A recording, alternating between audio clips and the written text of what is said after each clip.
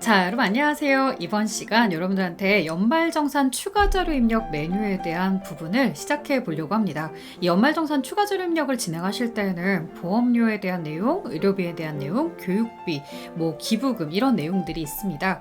자, 모두 다 잘 알고 있는 것 같은데 막상 풀다 보면 잦은 실수들을 많이 하시더라고요. 그래서 왜 이렇게 실수를 많이 할까 생각을 해보니까 아무래도 조금만 조건을 다르게 내고 있다고 한다면 자꾸 시험 문제를 푸실 때 많이들 헷갈려 하세요. 그래서 각각의 항목별로 우리가 유형을 좀 더 파악하면서 진행을 해보면 어떨까. 그래서 다양한 사례들을 한번 풀어보려고 합니다. 자, 물론 기출문제 위주로 풀어보려고 하고 있고요. 이 보험료에 대한 내용들에 대해서 기본적인 설명과 함께 프로그램 같이 진행해 보겠습니다.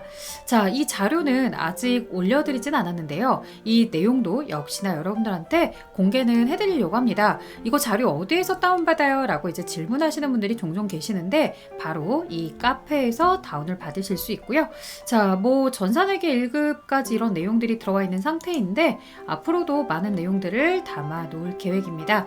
지금 현재 여러분들 보시는 것처럼 전산세무 2급 24년도 DB 8월 버전에서 이제 114회차까지 반영했습니다. 라고 이렇게 DB가 올라와 있습니다.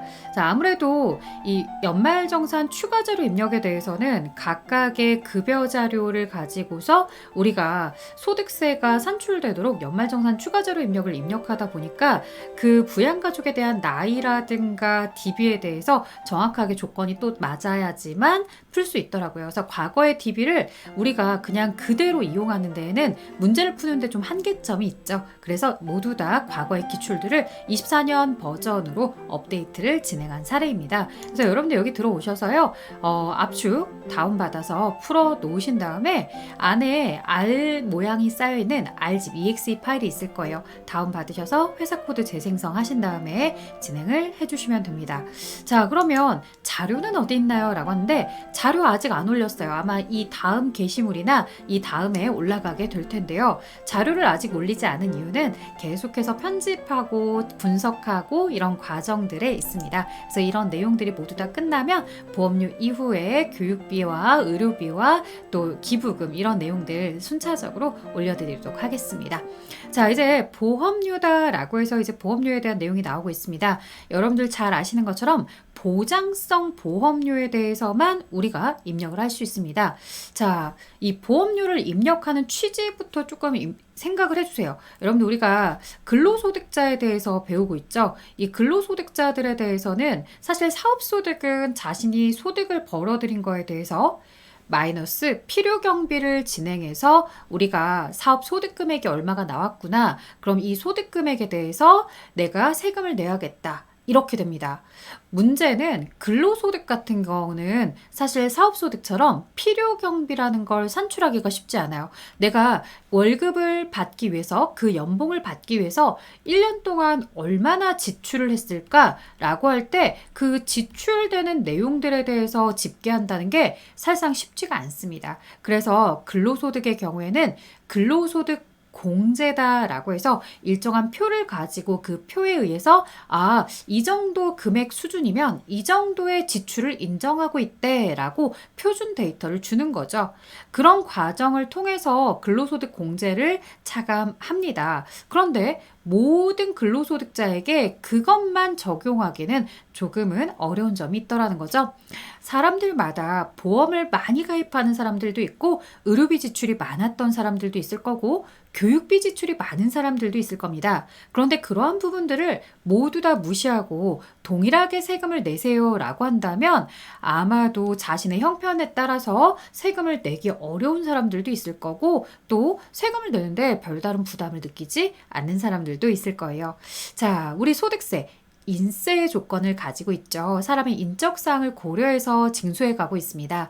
그렇기 때문에 지출되는 항목들에 대해서 우리가 그 근로소득과 관련해서 그거 월급 받아서 그거 연봉 받아서 이런 부분에 지출을 했대 라고 한다면 정말로 그게 돈이 지출된 상황이라고 할 때 우리에게 뭐를 해준다? 경비처럼 비용처럼 차감할 수 있도록 해주는 거예요. 자, 그런 지출에 이제 우리가 보험료라는 것부터 배워가는 건데요. 보험료는 두 가지가 있죠. 하나는 저축성이 있고요. 또 하나는 보장성이 있습니다. 저축성은 여러분들 잘 아시는 분들도 있겠지만 내가 납입을 하면요. 내가 납입한 금액보다 나중에 더 많은 돈을 찾을 수 있는 걸 저축성이라고 해요. 예를 들어서 100이라는 금액을 집어넣으면 저축성은 나중에 뭐 130을 받을 수 있다. 이런 식이에요. 그래서 100을 넣었지만 130을 받을 수 있다고 나중에 받는 금액이 더 크네? 그런 얘기는 바로 뭐에 대한 거구나. 이 부분에 대해서 30만큼의 이자 성격이 생기는구나 라고 해서요. 이런 100만 원에 대한 보험금을 납입했다 하더라도 비용으로 인정하지 않고요. 나중에 이 저축성에 대해서 내가 받게 되었을 때 차액에 대한 30을 이자 소득으로 보고 있죠. 그래서 여러분들이 이 저축성 보험은 이자 소득세 쪽에서 얘기를 들어보셨을 겁니다. 자, 보장성은 반면 어때요? 내가 납입한 돈이 있다고 한다면 혹시라도 나중에 환급이 된다 하더라도 납입했던 돈보다 현저하게 적거나 아니면 아예 없는 부분들입니다. 그래서 내가 내는 돈들이 온전하게 모든 지출이 돼버리는 거예요. 보정성 같은 경우에는 말 그대로 내가 상해라든가 재해가 있을 때 그런 상황에서 보장을 받기 위해서 납입을 하는 금액이기 때문에 지금 현재 지출 성격으로 본다는 거예요. 돌려받지 못하니까 내가 납입한 돈은 내가 지금 돈을 써버린 거야. 이런 개념으로 가는 거죠. 자, 보장성 보험료 얘기할 때 항상 하는 얘기 있습니다. 정말 세상에서 가장 까다로운 녀석이에요. 의료비나 교육비나 기부금이나 뭐라도 예외적인 상황들이 있는데요. 이 보험료만큼은 예외적 규정이 없어요. 나이에 대해서요. 20세 이하라든가 60세 이상이라든가 이 조건 반드시 지키라고 합니다. 그래서 부양가족들 중에서도 기본공제 대상자, 즉 나이에 대한 커트라인을 잘 통과해서 넘어온 기본공제 대상자들에 대한 보험료만 내가 공제받을 수 있고요. 소득에 대한 제한도 두고 있습니다. 종합소득금액, 퇴직소득금액, 양도소득금액에 대한 이 소득세법의 소득금액에 대해서 100만 원 이하로서 통과가 되어서 기본공제 대상자가 된 사람들의 보험료만 내가 공제를 받을 수 있어요.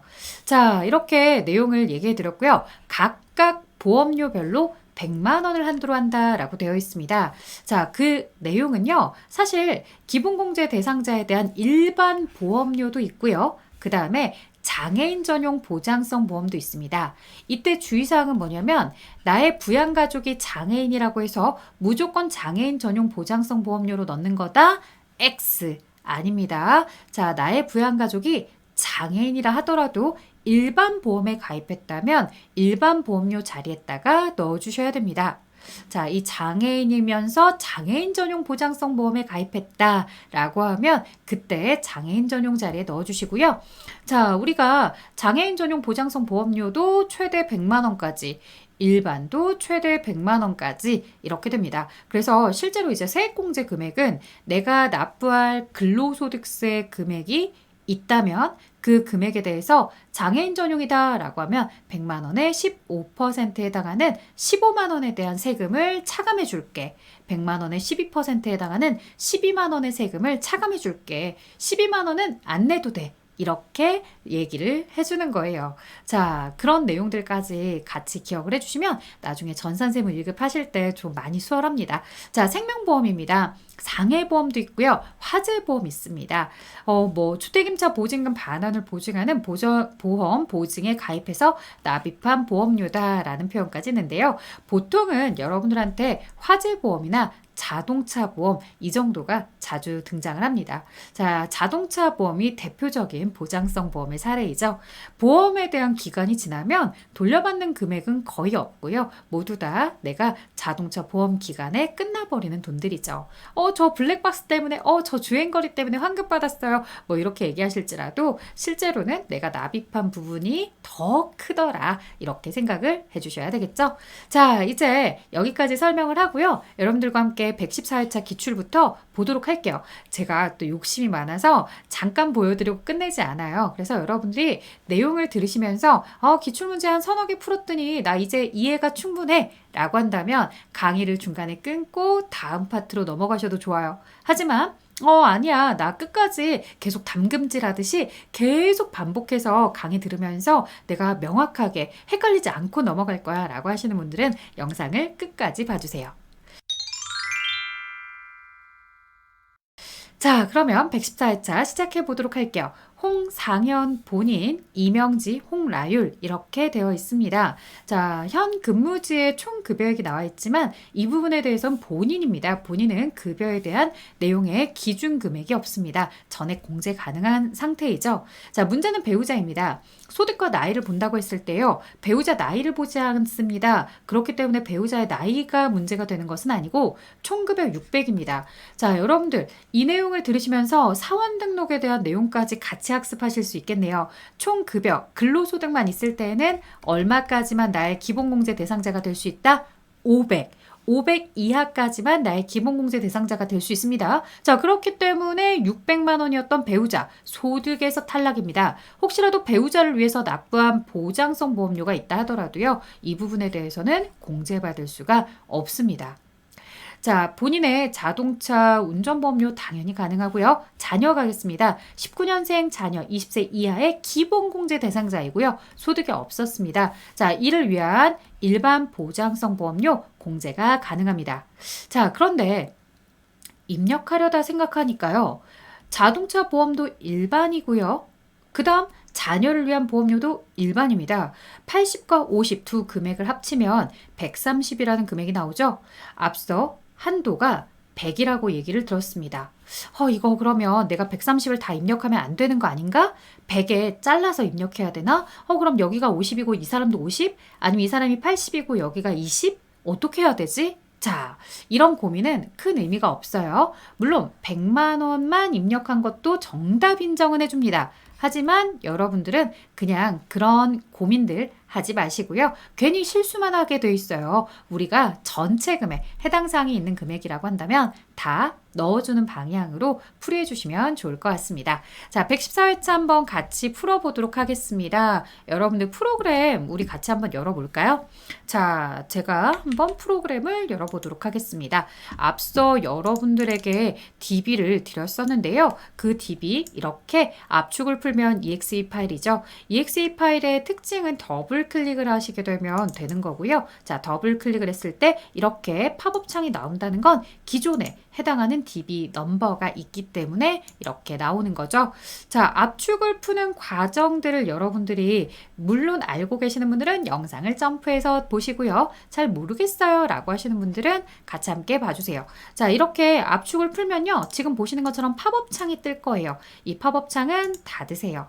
자, 그리고 메인 프로그램 열어주세요. 자, 메인 프로그램 열었을 때 여기서 이제 체크해야 될 내용이 무엇이냐라고 한다면 자, 세무이급, C드라이브, 그리고 회사 코드. 자, 클릭을 했을 때 회사가 다른 회사만 보여요. 내가 지금 세무이급에 대한 내용 회사가 안 보여요 라고 하시는 분들이 있을 텐데 자, 회사 등록을 클릭하셔서 반드시 어떤 작업을 진행하셔야 되냐면 F4번 코드 재생성을 꼭 진행해 주셔야 돼요. 자, 이렇게 F4 코드 재생성을 진행하시면 90회차에 용마물산부터 시작해서 115회차까지 음마상사까지 들어가 있습니다. 제가 앞에 제목을 114회차까지라고 했는데 115회차까지라고 다시 수정해둬야겠네요. 115회차까지 DB 최근 시험이 115회차여서 거기까지 나와 있습니다.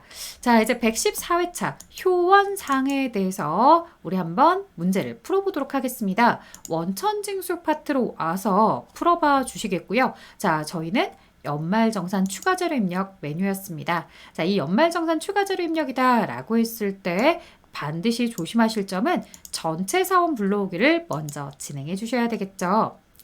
자, 이 사원은 홍상현 본인이었습니다. 홍상현 본인에 대해서 진행을 해보자. 자, 홍상현 본인 여기에 보시면 지금 자동차 운전비용에 대해서 80만 원이 있었습니다. 라고 되어 있죠. 자, 우리 부양가족 탭으로 들어오십시오. 부양가족 탭에 들어오신 다음에 어디? 아래쪽에서 지금 현재 일반 보장성이다 라고 해서 여기서 넣어 주셔야 됩니다. 자, 일반 보장성에다가 일반 자리에다가 넣어 주시고요. 해당하는 금액은 지금 보고 계시는 것처럼 얼마가 되겠습니까? 자동차 운전보험료 80만 원이다. 이렇게 진행이 되겠죠.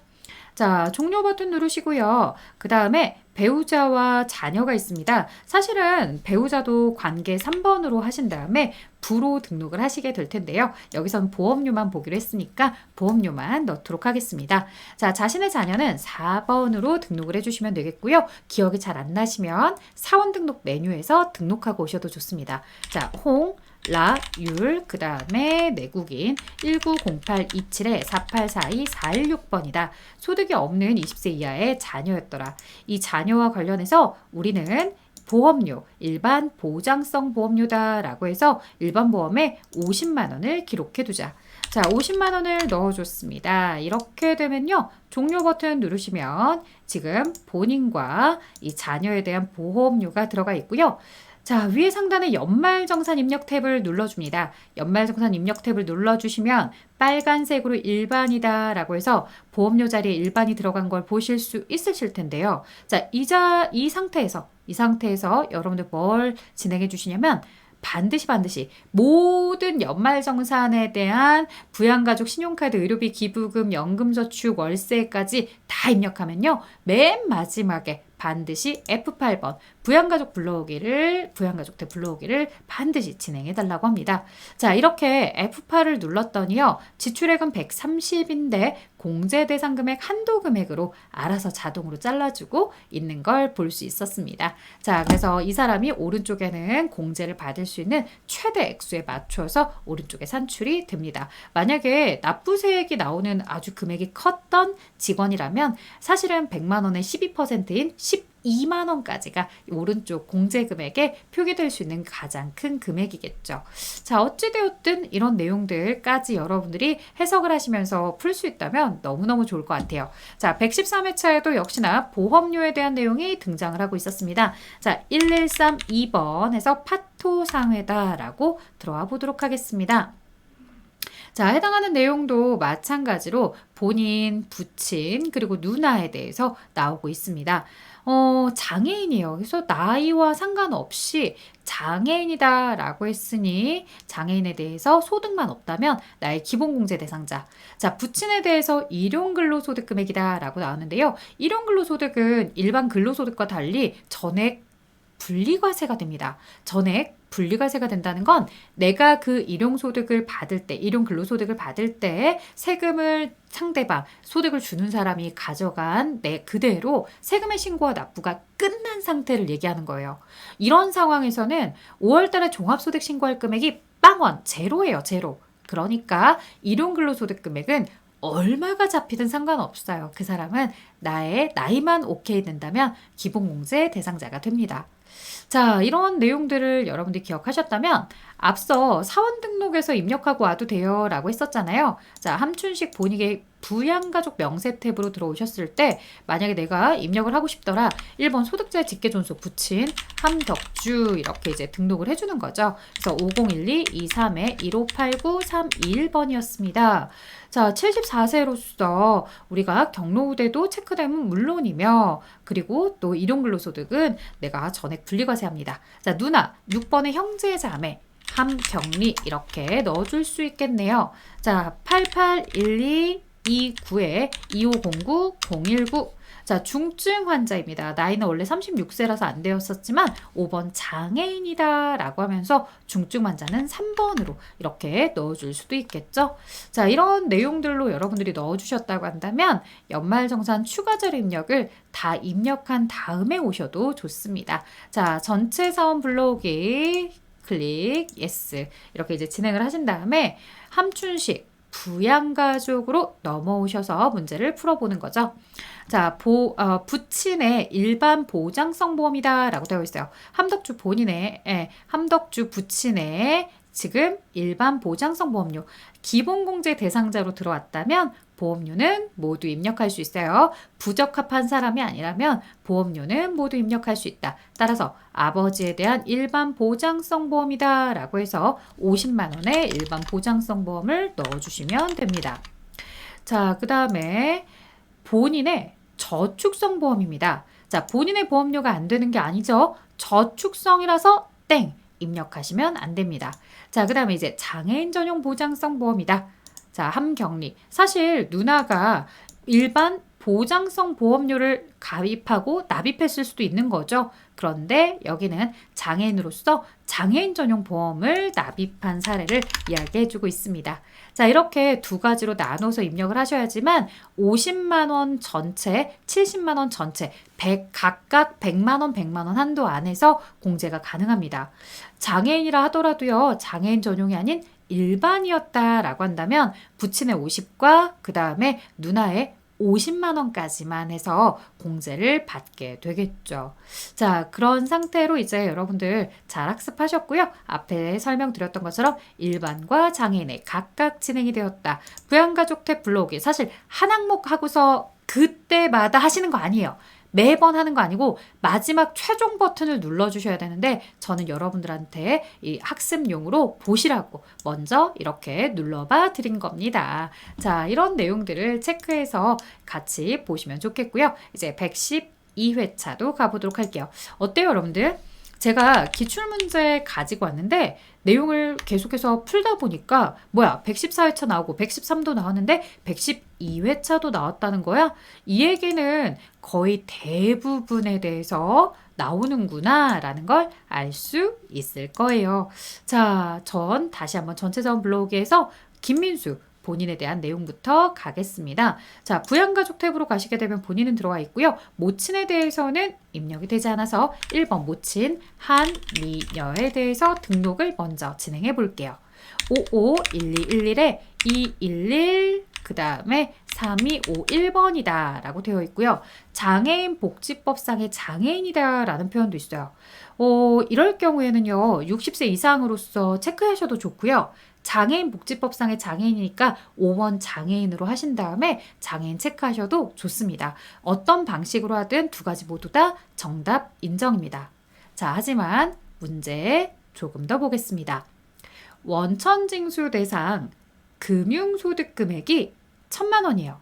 자, 이자와 배당 소득을 더해서 우리는 금융소득이다 라고 하는데요. 금융소득에 대해서는 우리가 원천징수를 한 번도 안 했으면 당연히 세금을 납부해야 되니까 그땐 100만 원 이하다 아니다 이런 얘기를 하셔야 돼요. 무조건 종합과세. 자, 그런데 이렇게 원천징수를 당한, 즉 먼저 소득을 받을 때 세금을 납부했던 금융소득에 대해서는 얼마까지? 2천만 원까지는 조건부 종합과세다라고 해서요. 2천만 원 이하는 분리과세로 끝나고요.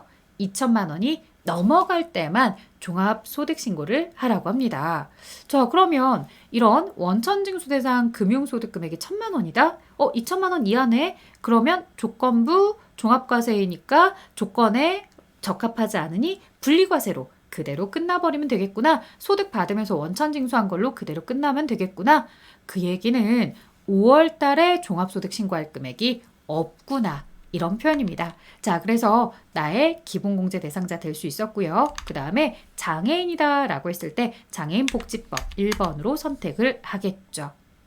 자, 이렇게 등록을 하셨다면 본인의 자동차 보험부터 가겠습니다. 본인의 운전자 보험이다 라고 해서 보장성입니다. 자, 이거 입력하실 때 제가 여기다가 115만 원이요 라고 등록했을 때 또 100만 원 해야 되죠 라고 얘기하시는 분 없겠죠? 두 가지 모두 다 상관없다고 했었습니다. 자, 장애인 전용 보장성 보험입니다. 아래쪽에 내려오셔서 장애인 자리 보장성 보험에 장애인 자리에 120을 넣어주세요. 물론 여기 자리도 100만 원까지만 넣으셔도 되겠지만 알아서 이렇게 금액을 필터링 해줄 거기 때문에 지출액 전체를 넣어주시면 됩니다. 자, 보시는 것처럼 빨간색 자리의 금액들은 마지막 모든 작업이 끝나고 나서 F8 누르시면 되는 거였죠. 자, 이제는 누르지 않고 그냥 넘어갈게요. 자, 111회차입니다. 와, 진짜 보험료는 매회차 나오고 있었구나. 자, 본인의 저축성 보험이 등장을 합니다. 그러면 여러분들 연말정산 추가자료 입력에 들어오셔서 물론 전체 사원 불러오기를 하시고서 여기에 맞는 사원 김기웅 씨에 대해서 부양가족 탭에 들어와서 일반 보장성 보험 자리에 커서를 놓았겠지만 뭐였기 때문에 맞아요. 저축성 보험이었기 때문에 보험료 자체를 넣을 필요가 없었겠죠? 자, 이처럼 입력할 필요가 없는 문제들도 여러분들께 제시가 되고 있으니까 자료가 있다고 해서 모두 다 등록을 해야 되겠어 라고 생각하시면 곤란해요. 자, 조심해 주세요. 그 다음 봅니다. 1102번 도원기업이네요. 자, 앞에 세 자리 숫자는 여러분들이 회차 수를 넣으시면 돼요. 110회차니까 110 넣고요. 세무 2급이잖아요. 넘버 2를 뒤에 자동으로 붙여주시면 회사는 찾기 쉽습니다. 자, 내용 보겠습니다. 뭐 사원 등록에 가서 입력을 하고 오셔도 좋겠고 아니면 연말정산 추가자료 입력했다가 그대로 보시면서 입력하셔도 좋습니다. 자, 전체 사원 블록이 yes 해서 내용이 들어와 있습니다. 자, 누구에 대한 거냐면 김감용이다 라는 사람에 대한 내용이었고요. 자, 부양가족, 배우자에 대해서 보겠습니다. 어머나, 배우자가 들어와 있구나. 그러면 배우자 강희영에 대해서 내용을 봤더니 1,000만 원의 소득금액, 근로소득금액이다 라고 해서 부적합으로 되어 있어. 맞아. 이거 맞는 거고 사실 배우자에 대한 보험료는 넣으면 안 돼 라는 거죠. 그래서 혹시라도 배우자의 보험료가 등장을 했다 하더라도 우리는 이걸 넣지 않습니다. 나의 기본공제 대상자에 해당하는 사람에 대해서만 보험료 지출액을 넣어주게 됩니다. 자, 부친에 대해서도 볼까요? 부친은 여러분들 조심하실 점. 부동산 임대 소득금액이다 라고 해서 총수익금액 2천은 사업소득이죠. 자, 하지만 그 사업소득에 필요경비를 빼면 사업소득금액이 90이에요. 90. 100만 원 이하의 소득금액이니까 부친은 나의 기본공제 대상자입니다. 자, 생명보험료 15만 원인데요. 만기까지 납입액이 내가 낸 돈이 환급한 것보다 더 크대요. 아, 내가 보험료로 납입한 15만 원이 나중에 돌려받을 금액보다 더 크구나. 그러면 내가 나중에 돌려받을 돈보다 더 크다는 건 지출액이 더 크다는 거구나. 실질적인 지출에 해당하는구나 라고 보시면 되겠습니다. 자, 마지막 취약 전 아동에 대한 보장성 보험. 우리 나이와 조건, 소득에 대한 금액이 없는 거 보셨을 때 이 보험료는 가능한 내용이겠죠. 자, 그래서 배우자에 대한 내용만 제외하시고 여러분들이 등록을 하실 수 있어야 됩니다. 자, 나머지 사람들에 대해서도 수정을 해놓고서 합시다. 부친에 대해서는 우리가 나이가 68세다 라고 하니까 60세 이상입니다 라고 해서 넣어주시면 되겠고요. 그 다음에 김준희 딸에 대해서 넣어주도록 하겠습니다. 딸에 대해서도 20세 이하입니다. 그리고 아직 8세 이하이기 때문에 자녀세액 공제랑은 상관이 없었다. 자, 여기 지금 10살짜리 자녀가 있는데요. 여기에 지금 현재 10살짜리 자녀에 대한 자료가 없는 이유는 보험료에 대한 필요한 자료만 제가 필터링해서 보험료 파트에 가져왔기 때문에 그래요.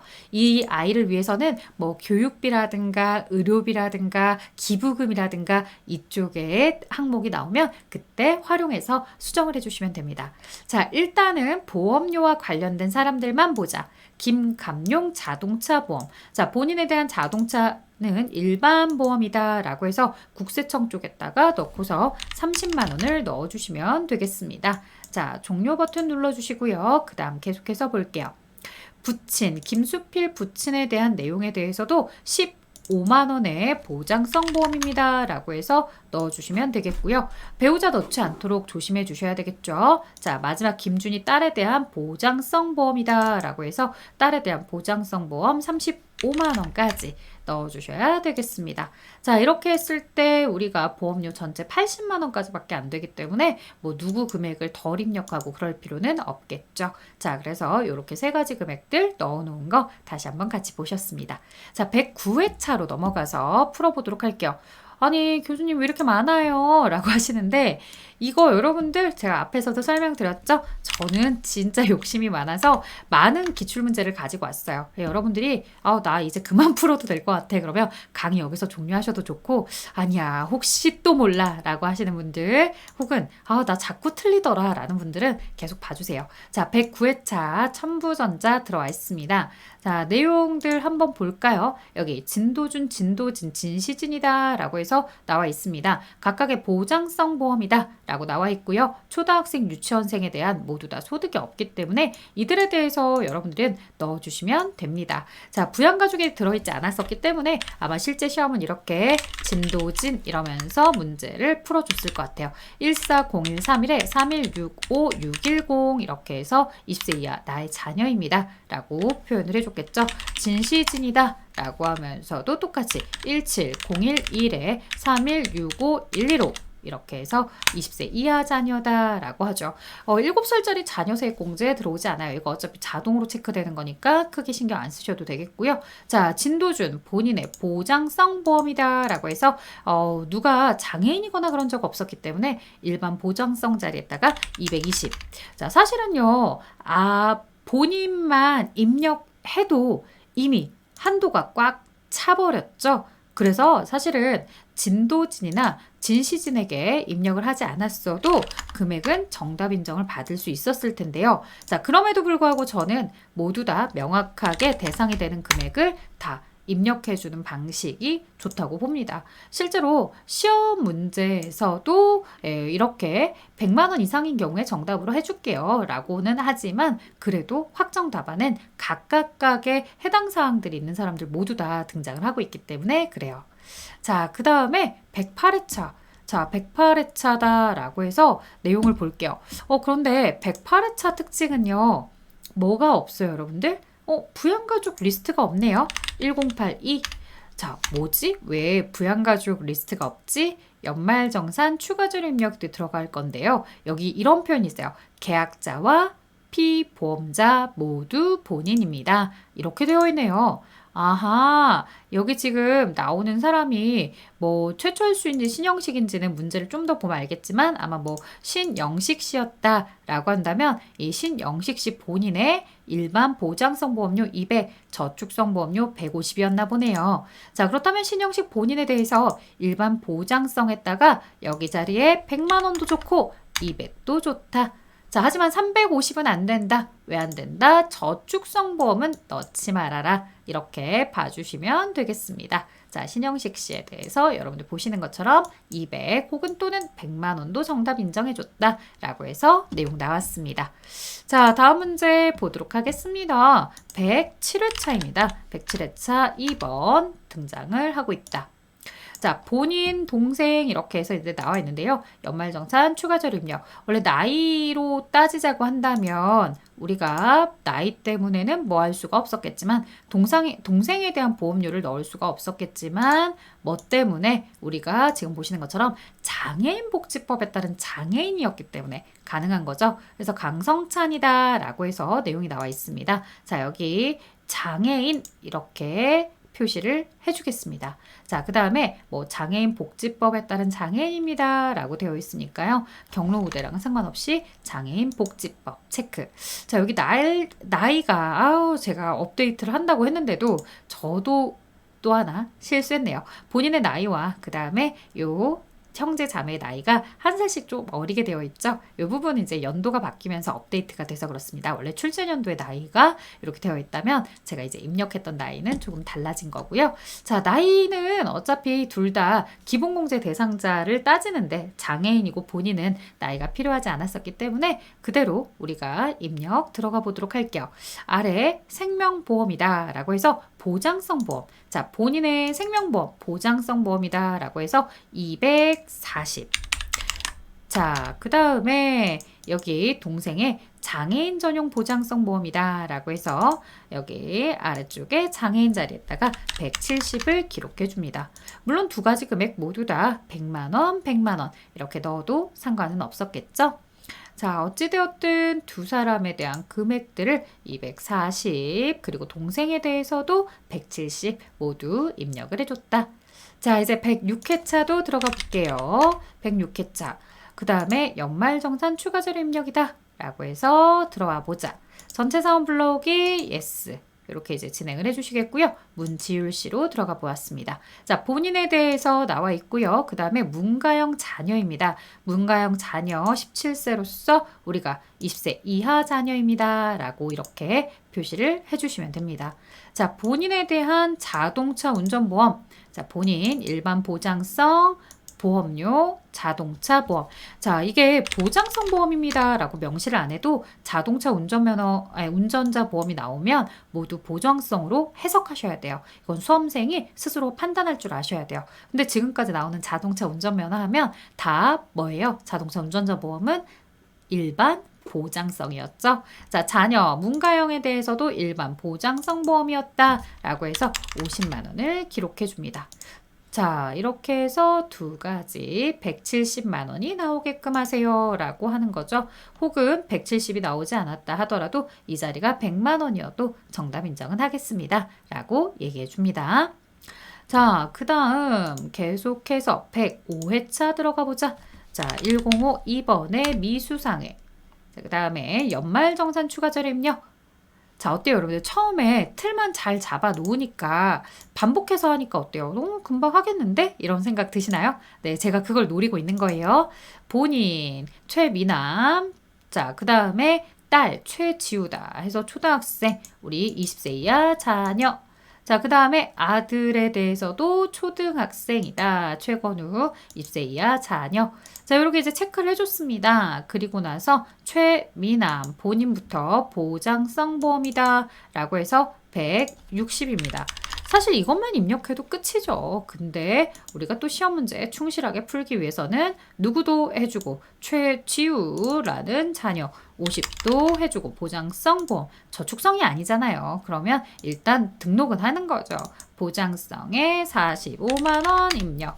이렇게 하더라도 어차피 소득세 계산할 때 자동으로 필터링이 될 거예요. 그래서 연말정산 입력이다 라고 들어갔을 때 여러분들 확인해 볼 수 있는 자리가 이렇게 나와 있는 거죠. 옛날에는 여기서 막 더블 클릭해가지고 팝업창에다 넣었었는데 지금은 안 그래요. 부양가족 탭에서 팝업창으로 이용해서 등록하도록 하고 있죠. 자, 이제 104회차도 있네요. 거의 다 끝이 나고 있습니다, 여러분들. 조금만 기다려주세요. 자, 104회차입니다. 라고 되어 있고, 그 다음에 연말정산 추가자료 입력에서 내용 추가적으로 좀 더 보겠습니다. 전체 사원 블록이 yes. 자, 그 다음에 부양가족이다 라고 했을 때 배우자 이슬비에서 소득이 없기 때문에 나의 배우자 공제, 그 다음에 또 누가 있더라? 한기쁨 자녀 초등학생의 소득이 없습니다 라고 되어 있으니 20세 이하 자녀로 체크해 주시면 되겠습니다. 자, 본인의 자동차 보험료 납부액이다 라고 해서 75만원, 본인 자리에 75만원. 본인은 어차피 기본공제 대상자죠. 자, 배우자의 저축성 보험. 어라? 배우자 공제가 되긴 하지만 뭐 때문에 탈락? 저축성. 자, 자녀의 보장성 보험이다 라고 해서 내려오셨을 때 보장성 보험 15만 원 이렇게 등록을 해주시면 됩니다. 자, 이런 내용들 체크해 주셨으면 되겠고요. 그 다음에 103회 쪽으로 넘어가 보도록 할게요. 자, 우리가 103회다 회사 1032. 자, 역시나 연말정산 추가자료 입력 클릭하시고서 전체 사원 블록이 S. 자, 이렇게 이제 보시면 소득이 있는 친구예요. 보통은 부양가족 탭에서 진행해보자. 자, 부양가족이 없고요. 일반 보장성에 대해서 160. 저축성 보험이랑은 상관이 없다고 했었습니다. 그래서 160이다. 240은 상관없더라. 사실은 그냥 100만 원만 넣었어도 정답 인정이 될 만한 부분이었죠. 자, 이렇게 이제 넣어줬고요. 그 다음 102회차 들어가 보자. 자, 102회차 같은 경우에는 어떤 내용들이 있을까? 102 2번이다 라고 해서 반도산업 연말정산 추가자료 입력입니다. 자, 전체 사원 블록이 yes 진행하신 다음에 아래쪽을 계속 보겠습니다. 본인도 있고요. 그 다음에 딸도 있고요. 아들도 있네요. 자, 딸은 초등학생, 아들은 미취학아동이다 라고 해서 이 연진 20세 이하 소득이 없죠. 나이도 됐죠. 이주원 20세 이하. 알아서 자녀세액 공제는 이 연진에게만 표시가 되고 있습니다. 자, 이진원 씨 본인의 자동차 보험이다. 일반 보장성 보험의 80. 자, 그 다음에 종료 버튼을 누르고 이 연진의 보장성 보험이다. 이 연진 아래쪽에 60만 원. 자, 그 다음에 이 주원의 보장성 보험이다. 라고 해서 보장성 보험 55만 원까지 등록을 하시면 됩니다. 자, 이렇게 입력을 하시게 되면 비록 100만 원을 초과한다 하더라도 상관없다고 했었죠. 여러분들이 입력하시는 금액이 정답이 되는 거예요. 195만 원. 자, 이런 내용이었습니다. 이제 101회차로 넘어가서 마저 더 보도록 할게요. 자, 101회차. 제가 기출문제 DB를 정말로 기출문제 회차를 많이 드렸잖아요. 여러분들 그만큼 많이 풀어보시면 도움이 됩니다. 자, 연말정산 추가자료 입력 전체 사원 블록이 yes. 자, 그 다음에 이제 부양가족이다라고 해서 넣으시면 이 배우자 김미나에 대해서 소득이 없었다. 그러면 배우자 체크, 그리고 자녀에 대해서 소득 없는 만 5세다라고 되어 있습니다. 자, 20세 이하 자녀에 대해서 체크해 주시면 되겠습니다. 그 다음에 자동차 보험. 본인에 대해서 피보험자 본인으로 한 자동차 보험이 있었다. 그럼 일반 보장성의 본인 자리에 75만 원 보장성 일반 자리 넣어주세요. 자, 일반 보장성 보험이다라고 해서 이제 배우자가 기본공제 대상자잖아요. 계약자, 피보험자, 배우자라 하더라도 내가 공제를 받을 수가 있습니다. 자, 그래서 100만 원. 그 다음 계속해서 보도록 하겠습니다. 아래쪽 25만 원 유재호에 대한 자녀 유재니를 위해서 내준 보험료입니다. 여기서 25만 원, 자, 피보험자에 맞춰서 입력을 해주시면 되겠습니다. 자, 100회차까지 있습니다. 여러분들 100회차에 대해서도 보시면 이제 박세무 본인도 있고 배우자도 있습니다. 입사일 총 급여액 세대주 나와 있고 이제 기타 소득 복권 당첨 소득이다 라고 했는데 복권 당첨은 분리과세 되는 거예요. 그래서 복권을 당첨했다고 해서 5월달 종합소득 신고하러 가지 않아요. 그러니까 배우자 소득이 없는 겁니다. 소득이 없는 배우자의 이런 자동차 보험료 공제가 가능하고요. 본인에 대한 일반 보장성 보험도 가능하죠. 그래서 마지막 최종적으로 표시되는 금액이 160. 하지만 공제한도 100만 원에 걸치고 12%로 이렇게 자동 산출되는 것까지 체크해 볼 수 있습니다. 자, 여러분들 여기까지요. 저희 보험료에 대해서 알아봤습니다. 어떻게 잘 따라오셨나요? 뭐 보험료 하면은 쉬웠어, 괜찮았어 라고 하시는 분들도 있을 거고 아, 이것도 은근 또 내가 잘 틀리더라 라고 하시는 분들도 있었을 것 같아요. 잘 틀리시는 분들 이렇게 하나라도 계속 분석된 내용들을 통해서 반복해서 보시면 나중에 시험장에서 좀 덜 헷갈리시고 완벽하게 문제 해결해 내실 거라 생각합니다. 자, 이런 방식으로요. 저는 다음 강의에서 의료비, 그 다음 교육비, 기부금, 신용카드 이런 내용들 준비하고 있으니까요. 여러분들 다음 강의에서 또 만나요. 자, 여기서 구독과 알림 설정 해주시면 감사하겠고요. 강의가 도움이 되셨으면 댓글로 감사합니다. 내지는 도움이 됐어요 라고 해주시면 같이 또 힘을 낼 것 같습니다. 자, 저는 여기까지 진행할게요. 안녕.